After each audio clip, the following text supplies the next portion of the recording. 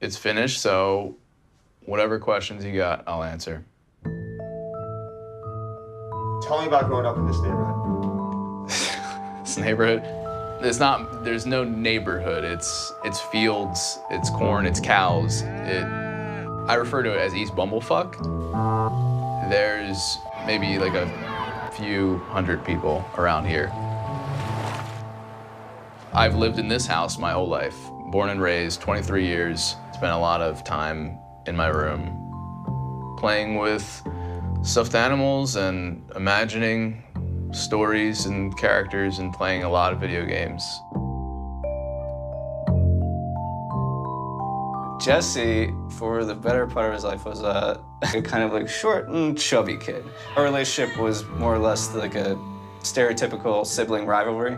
I was the older brother. I would always beat him up. He was a younger brother. He would always start shit. If I'm being perfectly honest, my father and I both have angry tempers, I guess, which I attribute mine to getting from him. And as far as him, I don't know where he got that from.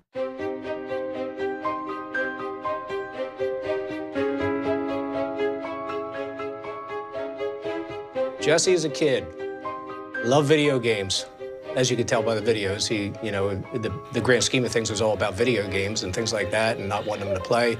He always had a video camera, so yeah, we were probably captured many years ago in videos. And he loved videos, and his brother loved videos.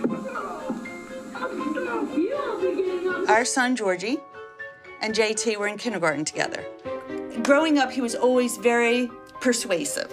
He always wanted to film everything. First one I remember is the campground. We went camping all the time. At the campground, it was raining, and he had to get the... Storm was coming. Storm was coming, and he got the camera all psyched.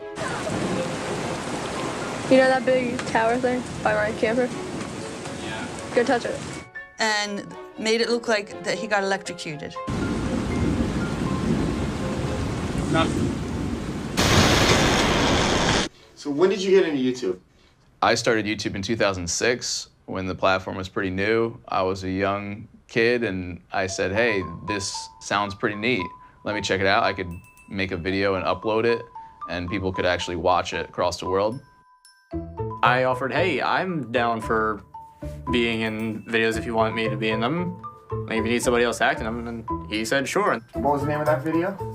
Fishing on the 4th of July, which I was 14 in that. I'll be able to catch fish in that. You cannot. Oh, guess you're wrong, all right? I am never wrong. Jesse liked to tell stories. He was very good. I'm surprised he didn't write a book instead of this, but... He would be directing and then acting in everything. Code 45 and 2 zigzags. Baby, that's all we need. We're looking at the Trick to Treats. And I'm your host, Tony Trevorelli. And we can make more clones as we see fit and more guns as we need them.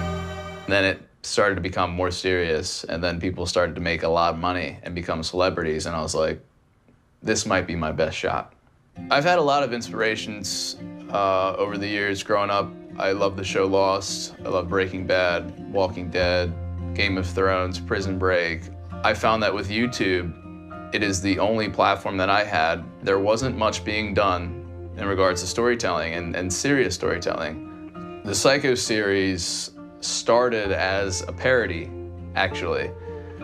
There were freak out videos. There's a freak out genre that was loosely tapped. My mom just canceled my brother's World of Warcraft account, and he is freaking out.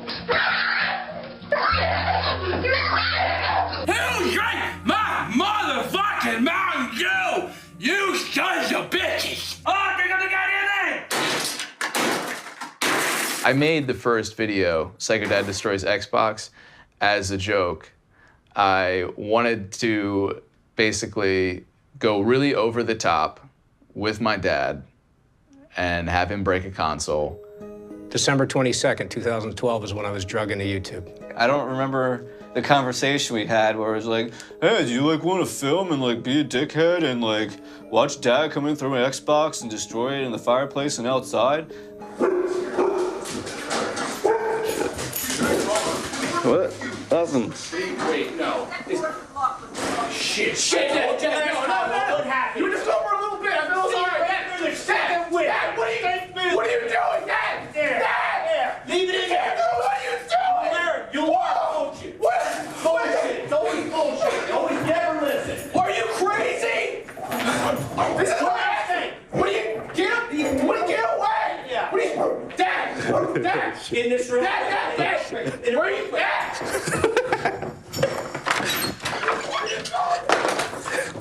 The fuck? And it was just a joke, one-off video. Then people thought it was real, and I'm just like, why? This isn't real. Why would, how, I was overacting. I was screaming like a little bitch. No, get that fucking camera out of here. How could you possibly think that was legitimate? And it got like 1 million views, but it was a slow burn. Maybe after about a year, I was like, let me do a follow-up. The first viral, I guess that was the shredding. I think that was the biggest. Now, if I was to sell these all to GameStop, I'd probably only get maybe $10. So why not turn these into bigger profit on YouTube? So that's gonna destroy these and should at least make me $10. Jesse had the idea of running over video games out in the yard. I'm never gonna quit playing. He's having it.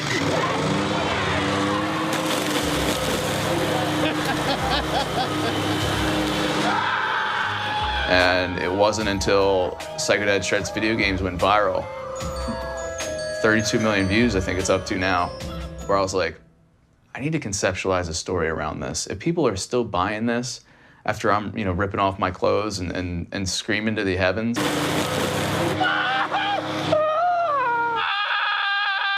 if people are gonna buy that, let's see how far we can take it.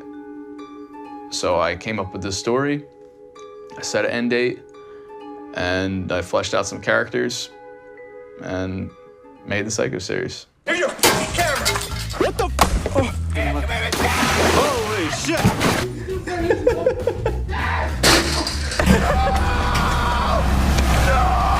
You're not part of the family the way you act. Oh my God. And you're filming? God, I'm so done. More or less, it seemed like the Psycho series, all the videos were in the millions very quickly. In the beginning, I wasn't in it that much. It was mostly Jeff and Jesse. I didn't like lying. I don't like lying at all. I was raised not to lie, so.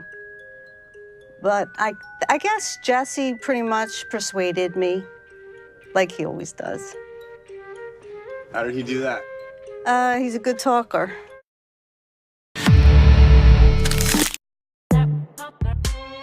Complex.